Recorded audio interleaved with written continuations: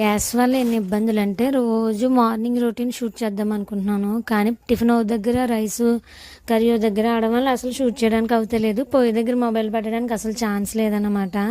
అలా అయిపోయింది పరిస్థితి. ఈరోజు మార్నింగ్ అయితే ఇది మొన్నటి వ్లాగ్ అనమాట. ఈరోజు మార్నింగ్ అయితే చట్నీ ప్రిపేర్ చేసి పెసరట్లు అయితే వేస్తున్నాను. టేస్ట్ అయితే చాలా బాగుంటాయి.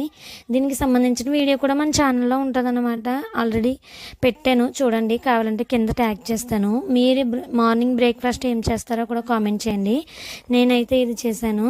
ఫస్ట్ మా హస్బెండ్కి స్కిచ్ చేసిన తర్వాత మిగతా వాళ్ళకి వేస్తాను అనమాట. ఎందుకంటే ఆయన మార్నింగ్ వెళ్ళిపోతారు కాబట్టి. ఇలా పొయ్యి మీద చిక్కడికాయ కర్రీ కూడాను చిన్నగా కోసంటేమో కొంచెం మంచిగా ఉంటుందని చెప్పి. సో ఇంక ఈలోపు మా బాగా టిఫిన్ అయితే రెడీ అయిపోయింది. అవి పెడేశాను.